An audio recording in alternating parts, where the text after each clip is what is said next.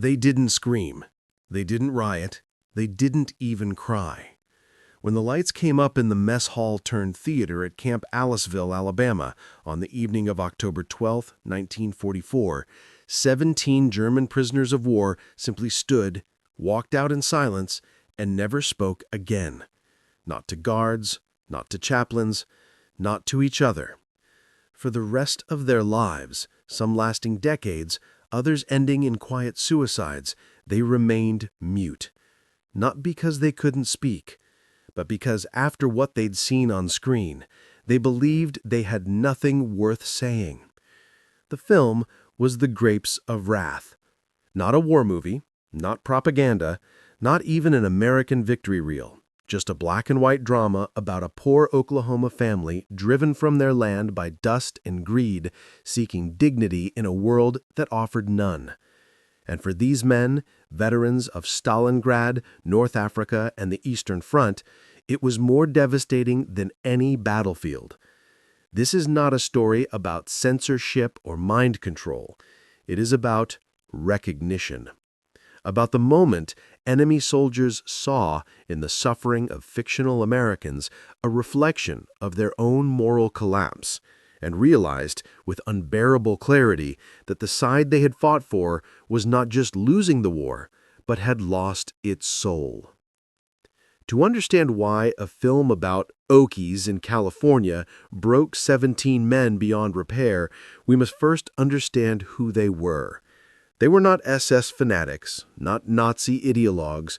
Most were conscripts, farmers, clerks, school teachers, drafted in the final desperate years of the war. Many had never set foot outside Germany before 1941. They had been told America was decadent, corrupt, weak, a nation of jazz, gangsters, and moral decay. Instead, they found order, kindness, abundance, and in Camp Aliceville, they were shown something even more disorienting: American empathy. The U.S. government had authorized film screenings in POW camps as part of a re-education program. Not overt propaganda, but carefully selected features that showcased American values: resilience, community, justice, hope. Casablanca, Mr. Smith Goes to Washington, Sergeant York, and yes, The Grapes of Wrath. The idea was simple. If enemy soldiers saw the moral core of American life, they might question the regime that had sent them to die in the snow. What no one anticipated was that some would question themselves. The 17 men who fell silent that night were all from the same transport, arriving in August 1944 after a prisoner exchange with the Soviets. They had survived the encirclement at Stalingrad, the death marches east, the typhus-ridden camps of Siberia. They were hollowed out, yes, but still functional. They worked in the camp garden, played chess, wrote letters home. Then they saw Tom Joad. In John Ford's 1940 adaptation of Steinbeck's novel, Henry Fonda plays a man released from prison who joins his family on a journey to California, only to find exploitation, cruelty, and broken promises. But amid the despair, there is dignity, there is solidarity, there is the famous final speech: "I'll be all around in the dark, I'll be everywhere, wherever you can look. Wherever there's a fight so hungry people can eat, I'll be there." For most POWs, it was just a movie. Some even cheered when the Joads stood up to the landowners. But for these 17 men, it was a reckoning, because they had been on the other side of that fight. In Ukraine, they had burned villages to deny shelter to partisans. In Poland, they had confiscated grain from starving families. In France, they had turned away from the cries of rounded-up Jews. They had told themselves it was duty, orders, survival. But Tom Joad spoke of moral choice, even in the darkest times. And in that choice, they saw their own failure. Camp records show that the men left the screening in groups of 2 and 3, faces pale, eyes distant. When guards asked if they were ill, they shook their heads. That night, in Barracks 7, They gathered in a circle, not to plot, not to pray, but to sit in silence. The next morning, none responded to roll call. At first, doctors assumed mass hysteria, then malingering, then psychological collapse.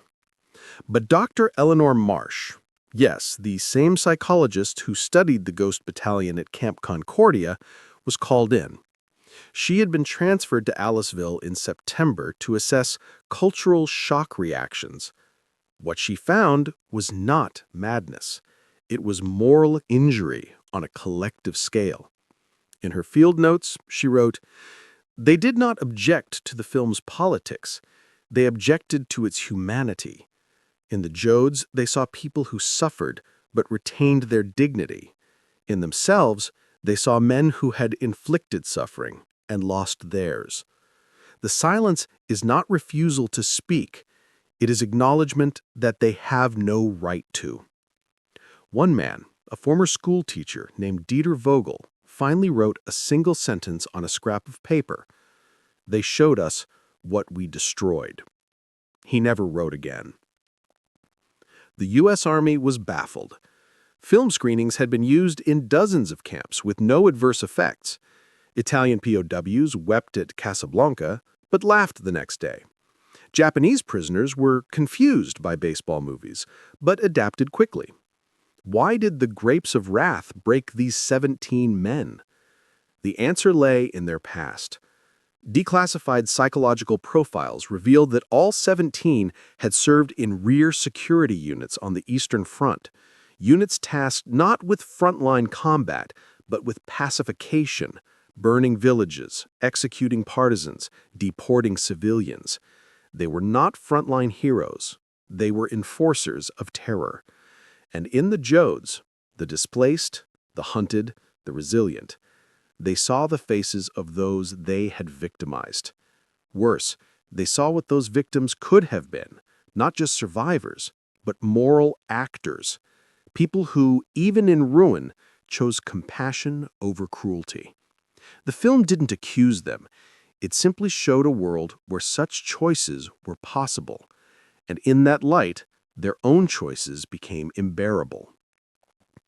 Camp Commandant Colonel James Whitmore, a former literature professor, initially wanted to ban the film, but Dr. Marsh convinced him otherwise. She said, "This isn't about the movie. It's about what they brought with them. The film was just the mirror." Instead, she proposed an experiment.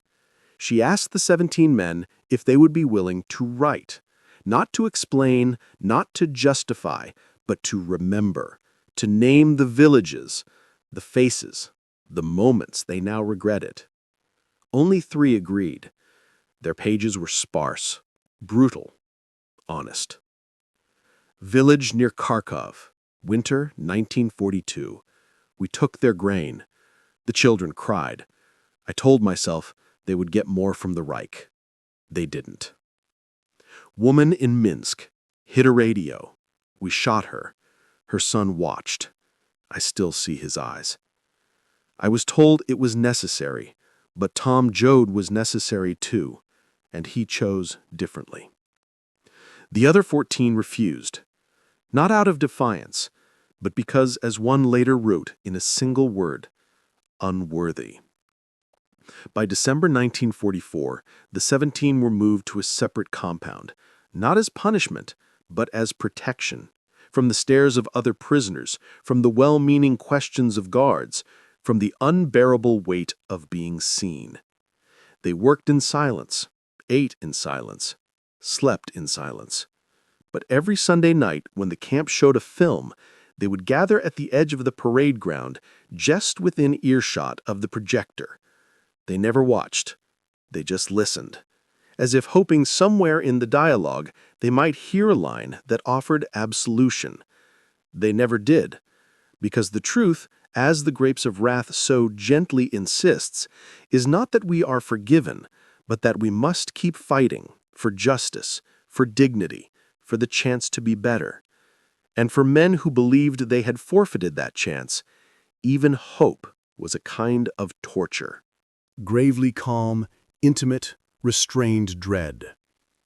The silence of the 17 did not go unnoticed beyond the fences of Camp Aliceville. By January 1945, word had reached Washington. Not through official channels, but through a letter Dr. Eleanor Marsh wrote to a former colleague at the Office of War Information, the U.S. agency responsible for propaganda and psychological operations. In it, she described what she called a new form of moral contagion, not spread by ideology, but by empathy. Her letter was passed to John Ford, the film's director, who was then serving as head of the field photographic branch of the OSS. Ford, a man known for his stoicism and patriotism, was deeply disturbed.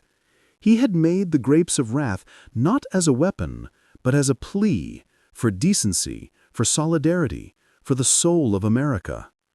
The idea that it had broken men beyond repair haunted him. In March 1945, he sent a quiet inquiry through military channels. What happened in Aliceville? The reply came in the form of a redacted psychological report and a single page of handwritten notes from Dieter Vogel, the schoolteacher who had written, "They showed us what we destroyed."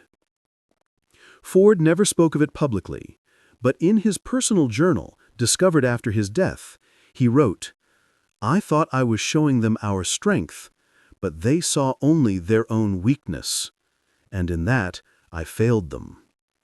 Art should heal, not wound, but sometimes the truth is the deepest wound of all. This was the unintended consequence of America's greatest soft power, its stories.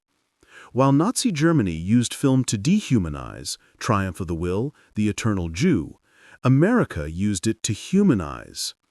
And for men who had spent years believing the world was cruel, that humanity was not comforting, it was accusing.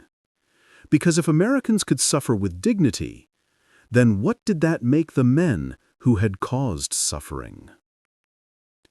The U.S. government had long believed that film could reshape minds.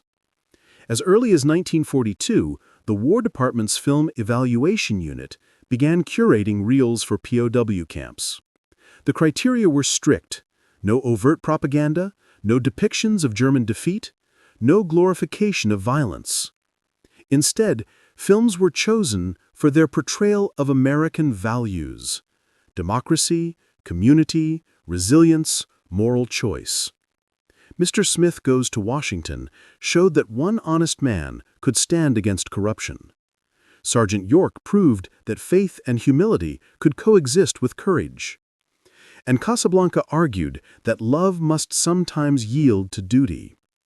And The Grapes of Wrath, perhaps the most radical of all, declared that the poor, the displaced, the broken still possessed inherent dignity. For Italian and Japanese POWs, these films were novelties, windows into a strange, generous culture. But for German soldiers, especially those from the Eastern Front, they were mirrors. Because they had seen the Jodes before. Not in Oklahoma, but in Belarus, in Ukraine, in the snow-covered villages they had been ordered to pacify. They had watched families load their few belongings onto carts. They had heard children cry as homes were burned. They had turned away as old men begged for mercy. And now, on a flickering screen in rural Alabama, they saw those same people not as enemies, not as subhumans, but as heroes of their own story. The cognitive dissonance was catastrophic. Psychologists would later call it narrative shock, the psychological rupture that occurs when a person's internal story is violently contradicted by an external one. For years, these men had told themselves, "We are soldiers, we follow orders. The enemy is less than human." But Tom Joad said, "Wherever there's a cop beating up a guy, I'll be there." And in that line, they heard their own absence. They had not been there for the beaten. They had been the ones holding the baton. The fallout from the Aliceville incident led to a quiet policy shift. In April 1945, the Provost Marshal General issued a confidential memo. Avoid screening socially conscious dramas to German POWs with Eastern Front experience. The films weren't banned.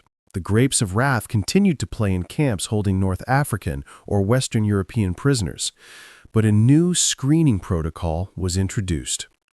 Before any film, camp psychologists would review prisoner rosters, flagging those with high moral injury risk. These men were given the option to skip screenings. Most did. But the damage was already done, and it wasn't limited to the Grapes of Wrath. In December 1945, as the war ended and repatriation loomed, Camp Florence in Arizona screened It's a Wonderful Life. For most, it was a heart-warming tale of community and second chances. But for a group of 9 former Wehrmacht officers, it triggered a similar collapse. George Bailey's despair, his belief that the world would be better off without him, resonated too deeply. One officer later wrote in a repatriation interview, "He was saved by friends. We have none, and we deserve none." Another stopped speaking for 3 weeks. The pattern was clear. American films didn't just show a better world, they showed a world where men like them could be redeemed. And for those who believed they were beyond redemption, that hope was unbearable. But the most haunting chapter of the story is what happened after the war. In the summer of 1946, the 17 were repatriated to a shattered Germany. Most returned to cities in ruins, Hamburg, Dresden, Berlin, where survival was the only moral code. They found no welcome, no understanding, only suspicion. The Allies classified them as Category 3 prisoners, low-risk, non-ideological conscripts, but their silence marked them. Neighbors whispered that they were broken, cursed, or hiding war crimes. Families didn't know how to speak to men who wouldn't speak back.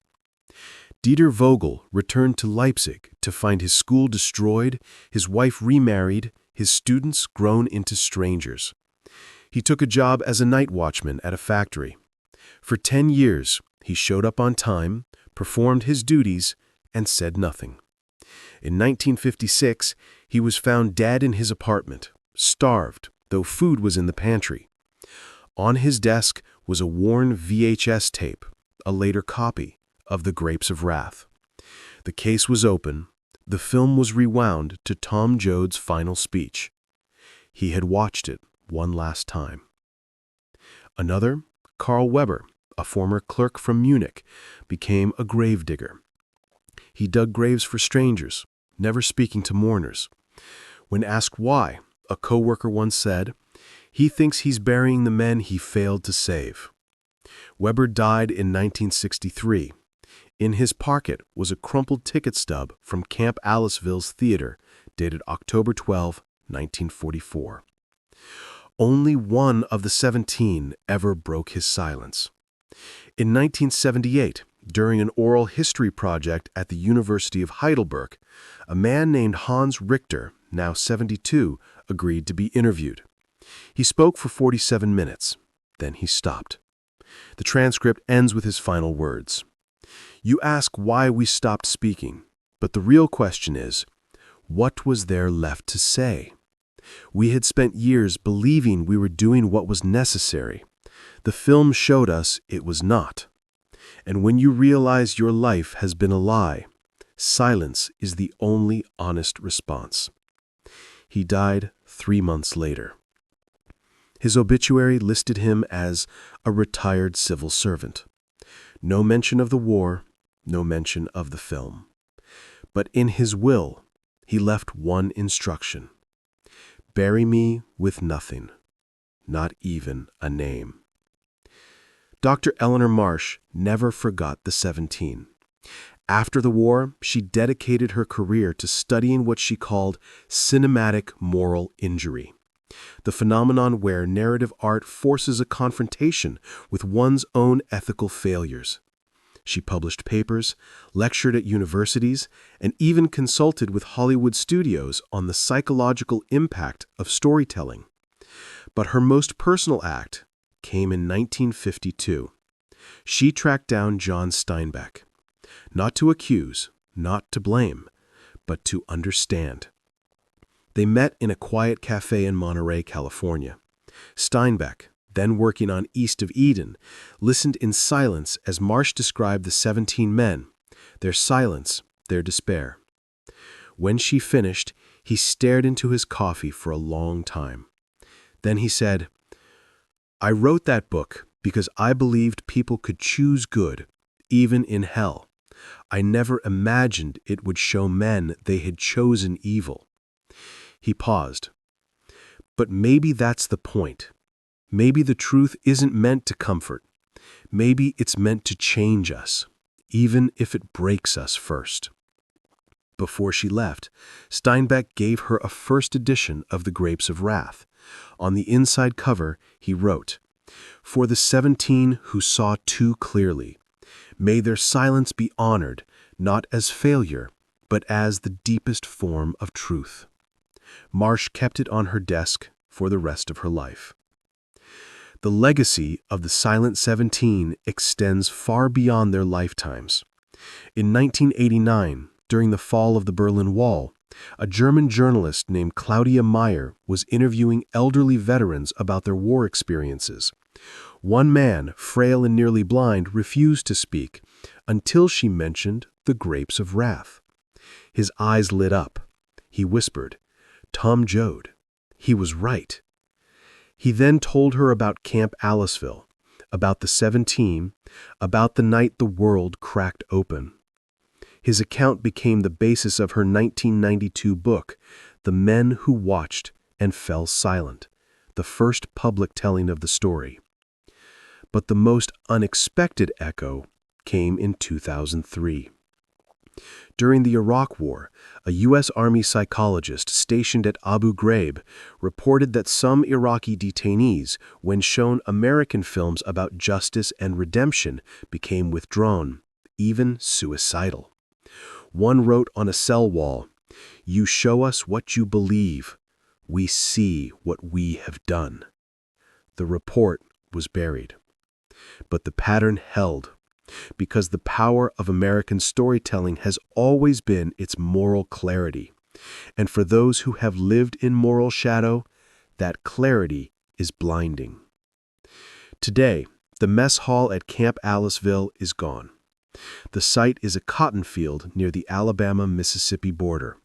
There is no marker, no plaque, no memorial to the 17 who sat in that room on October 12, 1944, and saw their souls reflected on a screen.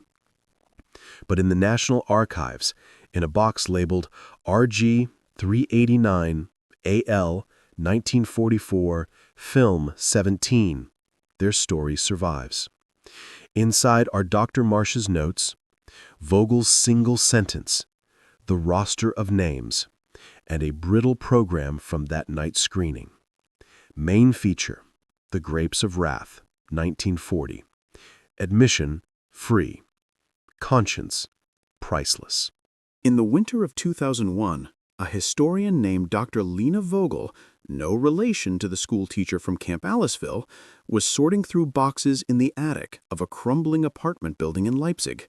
The building had once belonged to her grandfather, a minor civil servant who had returned from the war with no medals, no stories, and a silence so deep it had shaped her entire family. Among the dust-covered ledgers and yellowed letters, she found a small wooden box. Inside was a stack of handwritten pages, bound with twine, covered in a script she recognized from childhood, her grandfather's.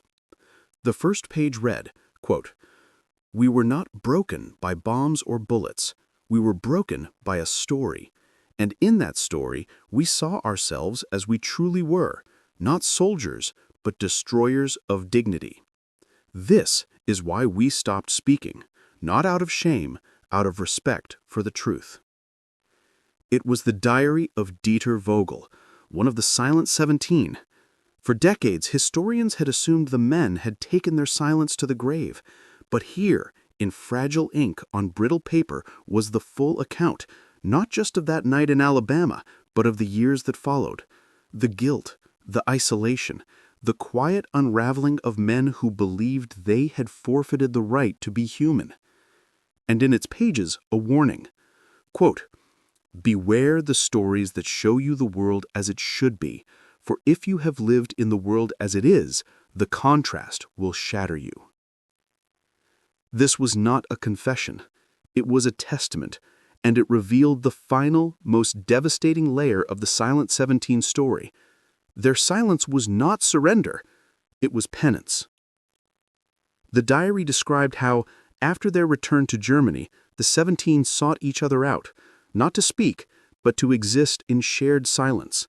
They met once a year on October 12 in a small park in Berlin. No words were exchanged, no gestures. They simply sat on a bench for an hour and then left. It was their way of honoring the moment they had seen the truth. Dieter wrote, "We do not speak because words would cheapen it. The film showed us that dignity is not given, it is chosen, and we failed to choose it. So we live in the absence of voice, as the dead live in the absence of breath." He described visiting the ruins of a village near Kharkov in 1955, now part of the Soviet Union. He stood where a schoolhouse had once stood, where he had overseen the confiscation of grain from starving families. A new school had been built. Children played in the yard. He watched for hours. Then he left a single American dime on the windowsill, a relic from his time in Alabama. He never returned. The diary ended in 1976, 2 years before his death. Quote, "I dream of the Jodes often. They are not angry, they are sad. And their sadness is worse than any curse, because it says, 'You could have been one of us.' And I know, in my bones, that I could have." That is the horror no one speaks of. Not that we were monsters, but that we were men who chose not to be good. When Dr. Lena Vogel published excerpts in 2003, the response was polarized. Some called it a profound act of moral courage. Others dismissed it as post-war guilt projection. But veterans groups in Germany quietly acknowledged its truth.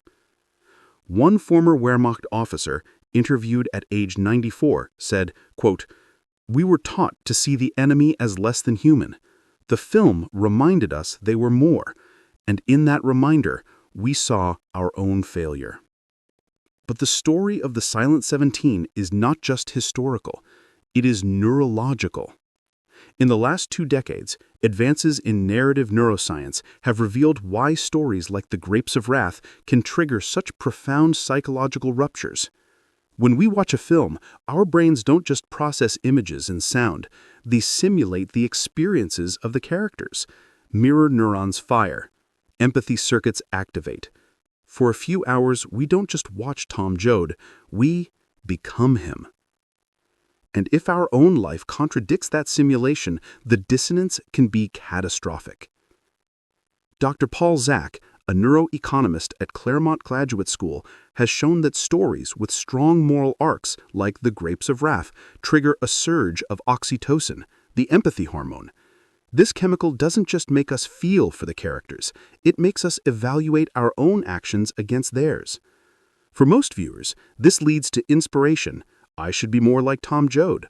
But for those who believe they have acted in opposition to that ideal, it triggers moral pain, a real physical sensation processed in the same brain regions as physical injury.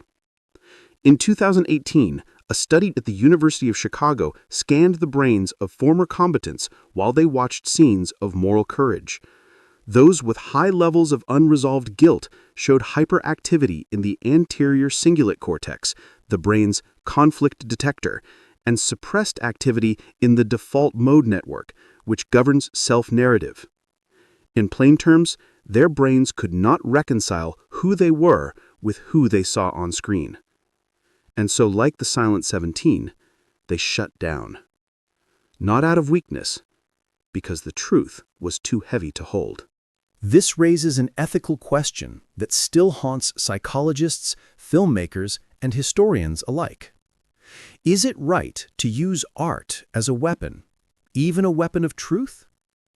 The U.S. government never intended the grapes of wrath to be psychological warfare, but in the hands of men already drowning in guilt, it became the most devastating weapon of all.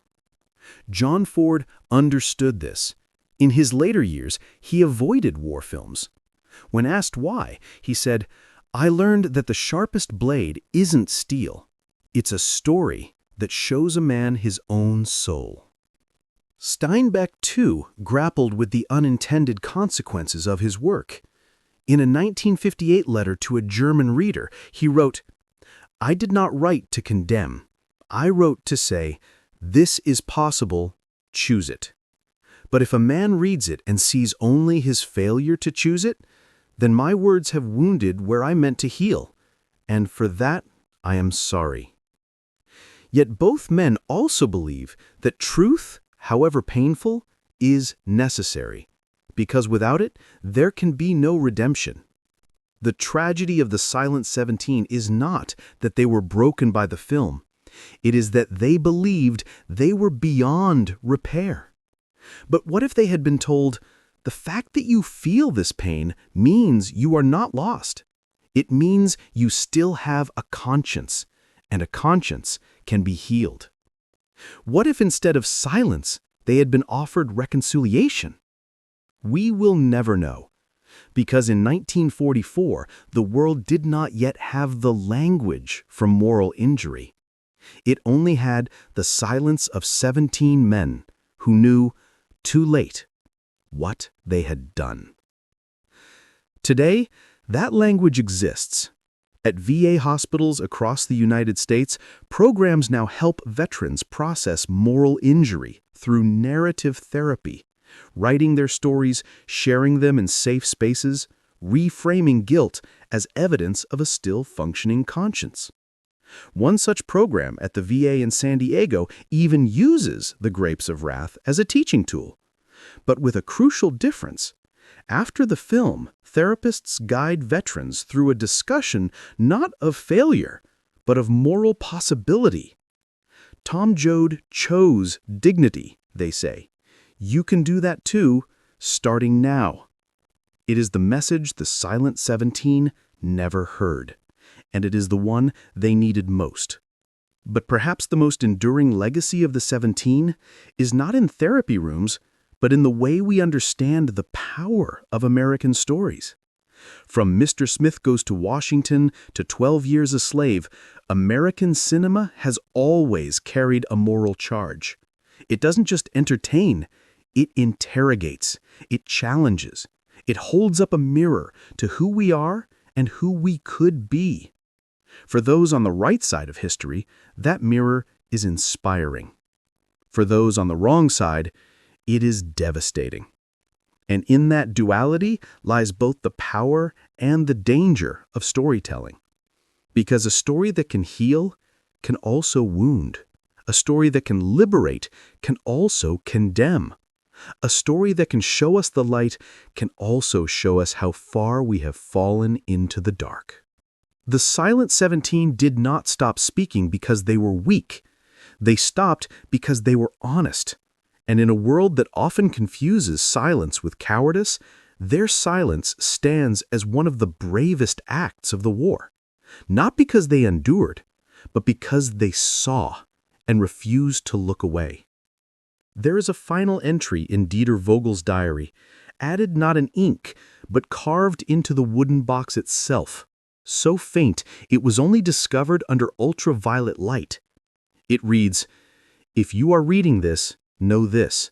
The truth is not meant to destroy you. It is meant to rebuild you. Do not make my mistake. Speak." He never did, but we can. And in speaking their story, we honor not just their silence, but the conscience that demanded it.